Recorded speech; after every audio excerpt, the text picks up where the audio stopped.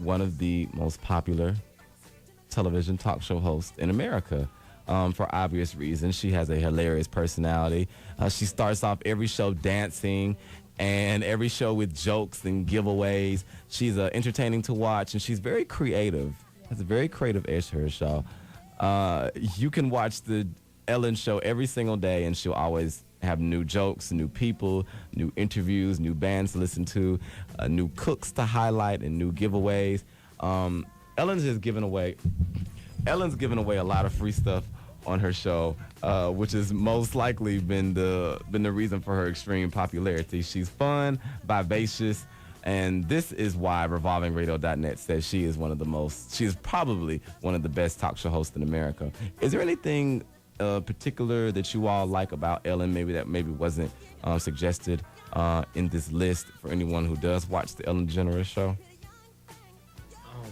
I can honestly say that I watched it one time. Mm-hmm. I had fun watching it, but it was okay. I had fun, but it just didn't give me that, ooh, I want to tune into Ellen. Mm-hmm. Mm-hmm. I like the Ellen show. Basically, for me, like how you said, she's creative. Mm-hmm. I like how she has different types of games and stuff like that, just randomly, and then they can win something, and at the same time they win cars or trips, stuff like that. And she's just funny. I like it when she dances. Mm-hmm. She really doesn't know what she really doesn't know. It's kind of awkward, but it's funny. The rhythm is just kind of not there. Yeah, but it's okay. Yeah, it's okay. But it's okay because she's Ellen. Yeah. So I love that about her. I loved when she brought Michelle Obama onto the show. What was that dance that they did? Was it Michelle or was it Barack? It was Barack. It was Barack. I'm sorry. It was Barack Obama, President of the United States. What was the dance they did? Was it the Dougie or was it the? Y'all know what I'm talking about. I'm not sure what she. Michelle Obama did the Dougie. Michelle Obama did the Dougie. Yeah, she did the Dougie. On Ellen's show. Was it on Ellen's show that she did the Dougie? I know one of them. I'm not crazy. I don't remember. I just remember her doing the Dougie. Yeah. It probably was. Right. And so she always brings celebrities on her show to dance. One thing I know, the Real Housewives of Atlanta have been on there before. They came and played a game on Ellen's show. I think it was they played some kind of game where they blindfolded each other and they had to find blindfolded musical chairs or something of that nature. So yeah, Ellen she likes to have fun with her guests, and that's one thing that I believe makes her one of the most successful talk show hosts in America. Yeah.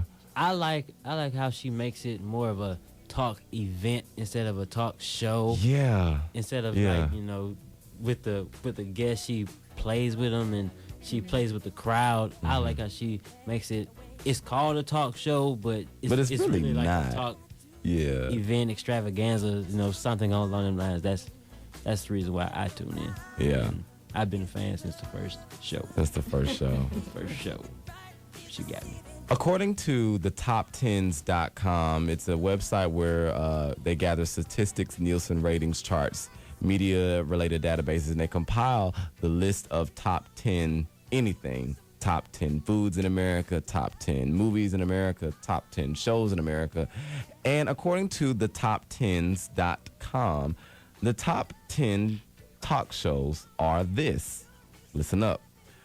Number 1, topping the spot, of course, the lovely Miss Oprah Gail Winfrey. Number 2, The Tonight Show with Jay Leno. Number 3, Late Night with Conan O'Brien. Number 4, Live at Regis and Kelly. Number 5, Jimmy Kimmel Live. Number 6, The Late Late Show with Craig Ferguson, with number 6 being Dr. Phil, and going towards the bottom, number 7 being The View. I thought this was an interesting I thought this was an interesting list, especially in the orders that they were going through. I would have certainly thought that The View would have been more in the top 5 rather than the bottom 5. But then again, well, did you want to say something about that, Nisha? I know she said, that doesn't sound too right. It didn't.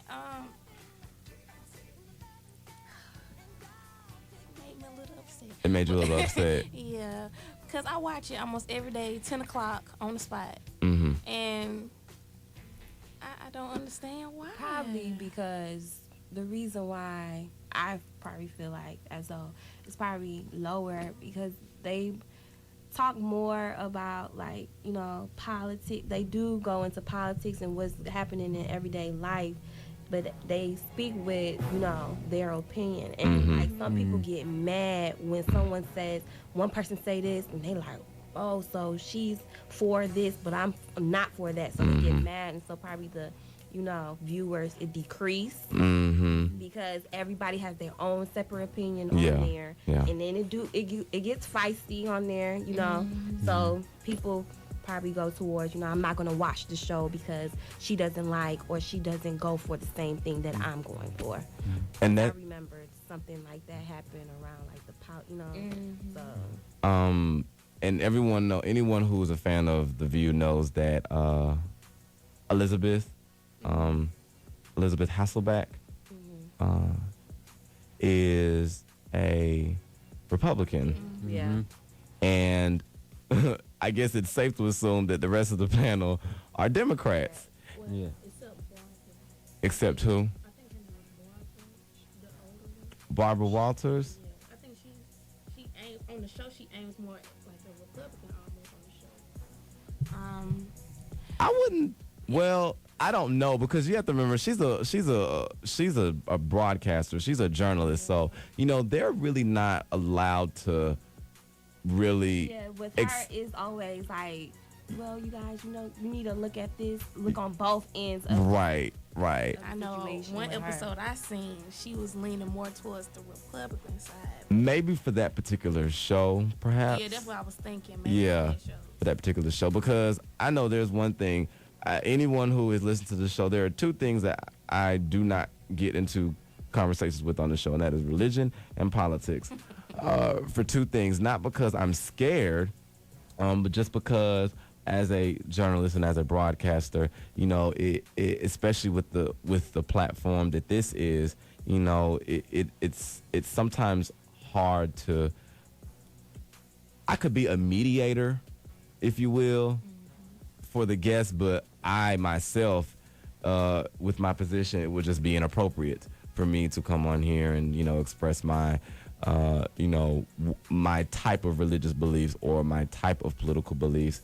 If you notice, you've never seen news broadcasters, news anchors, you never see those people doing that because they're not supposed to, especially around election time. You've never heard anyone, unless they were an actual correspondent or they were a political analyst or they were a guest on the show where they have expressed their political opinions. You never hear the anchors themselves say whether they were Republican or Democrat or whether they were for this president or for that president, because they have to report the news on an objective level.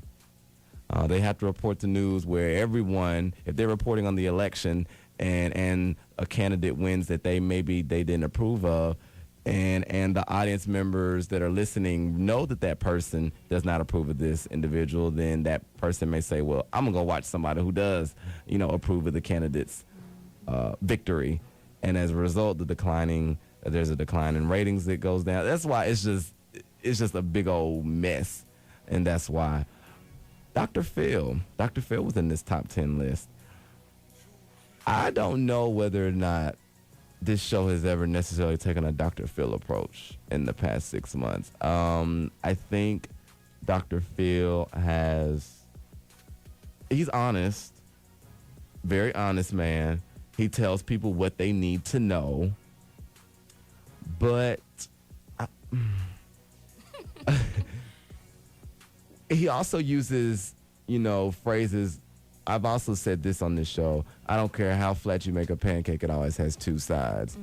I like how he puts out phrases, things, sayings, if you will, stuff that you can remember that stays in your head. Like, I remember he said, I don't care how flat you make a pancake, it always has two sides. In other words, whatever situation that you may be going through, whatever situation that is out there that anybody may be facing, it always has two sides.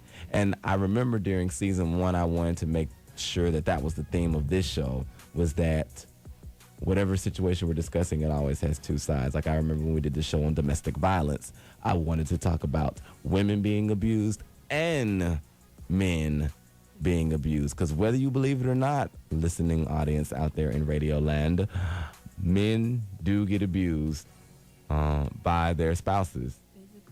Physically, emotionally. But the reason why the numbers may not reflect what you think they ought to reflect is simply because men, for obvious reasons, don't report this. A man is not. They think it's like a sign of weakness or something. That's You could see why. it is. I mean, for obvious reasons, men don't report that kind of stuff. And so, yeah.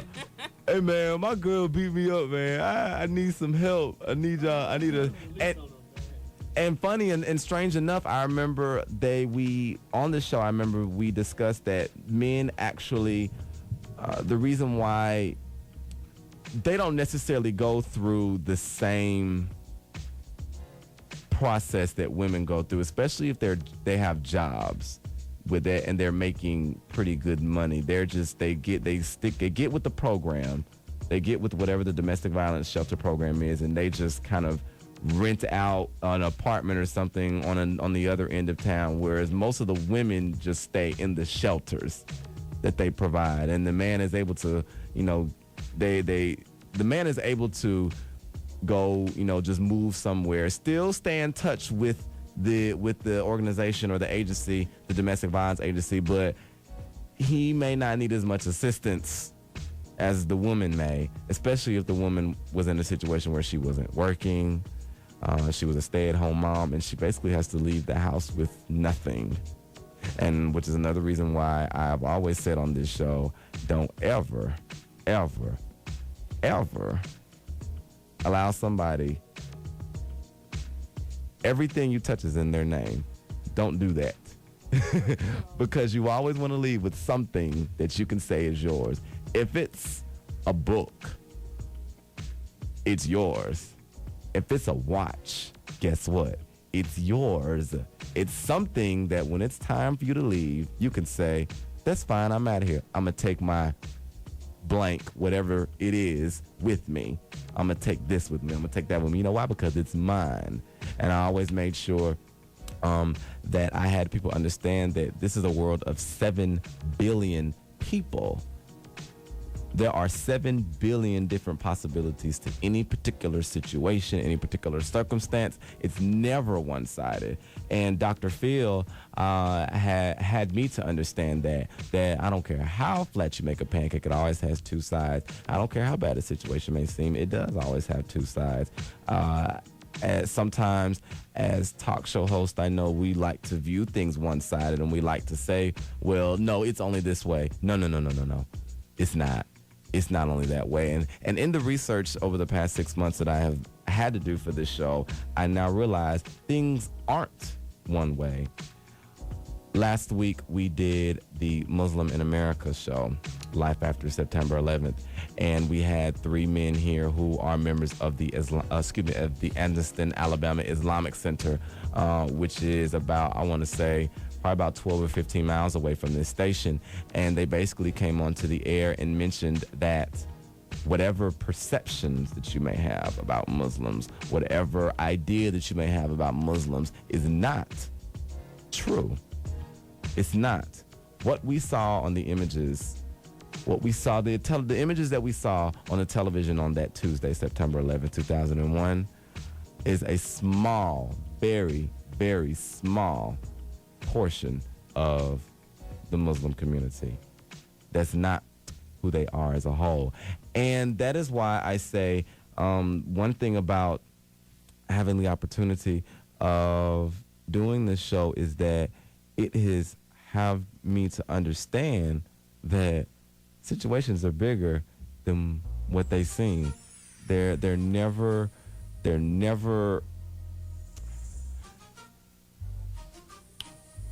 stereotypes aren't real. They're not. That's why they're called stereotypes. They're perceptions They're what you think. All stereotypes, I now realize, are not real. They're not. They're not. Just out of curiosity, what's a stereotype that you all know of? And I'm going somewhere with this in a minute. What's a stereotype that you all know of? I'm gonna go somewhere with this. I promise you. Can I go? Okay.